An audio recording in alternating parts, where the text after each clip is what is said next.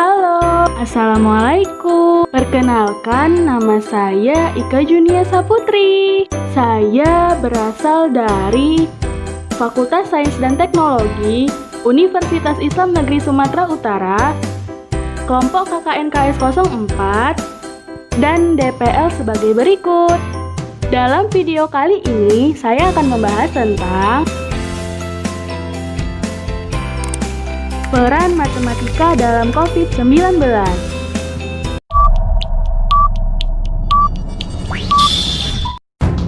COVID-19 pertama kali muncul di Wuhan, China pada tanggal 17 November 2019.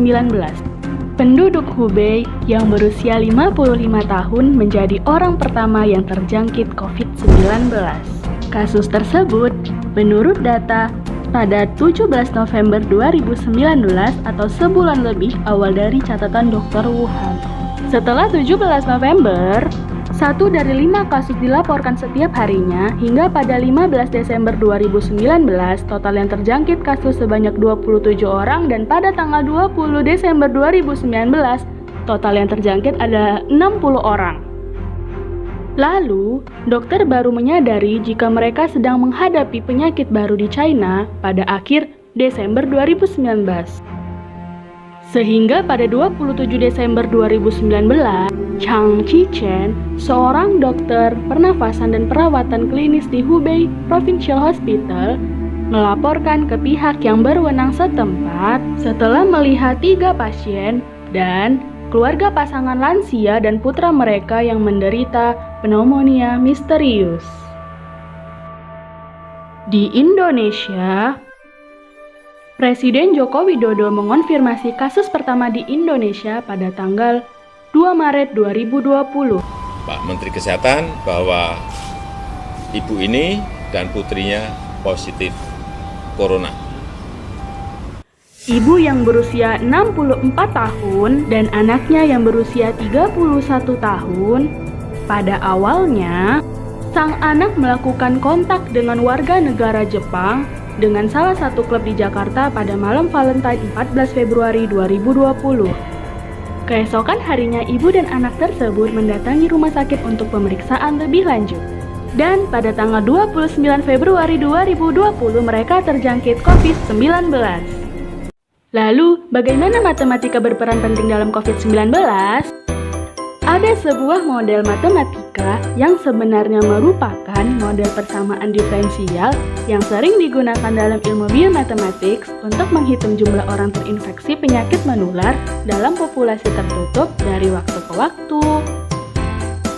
Model ini dipakai oleh beberapa alumni mahasiswa asal matematika UI untuk menjelaskan bagaimana pengaruh physical distancing terhadap penyebaran penyakit COVID-19.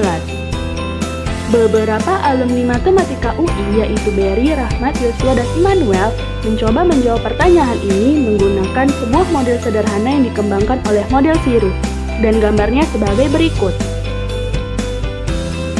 Data yang digunakan untuk simulasi adalah data kasus kumulatif dari tanggal 2 Maret hingga 29 Maret yang dipublikasikan oleh kawalcovid19.com. Data ini kemudian dihampiri dengan kurva eksponensial yang secara matematis memiliki bentuk sebagai berikut.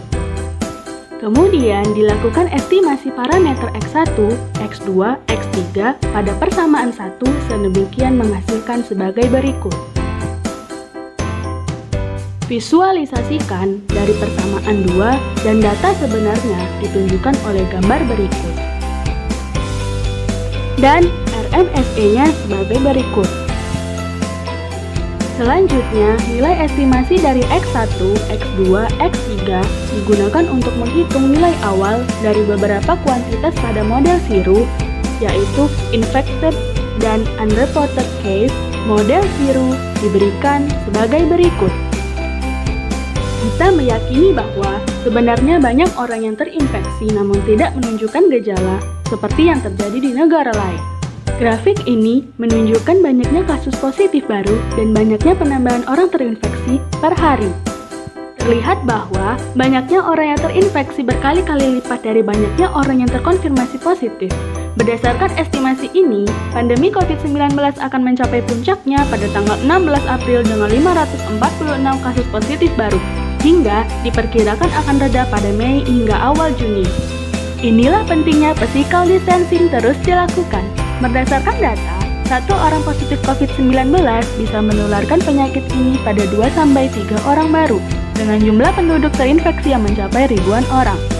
Jika implementasi physical distancing tidak dilaksanakan secara disiplin, maka akan semakin banyak orang yang tertular dan menjadi reported case. Namun, ketika implementasi physical distancing dijalankan secara serius dan disiplin, interaksi antar manusia bisa seminim mungkin dan menyelamatkan banyak orang dari terinfeksi virus SARS-CoV-2.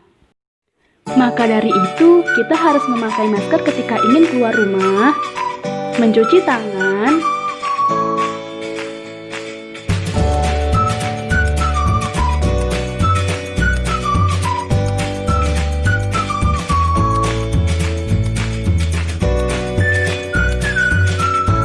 dan melakukan physical distancing atau menjaga jarak, dan makan makanan yang bergizi. Makasih sudah menonton video ini. Wassalamualaikum.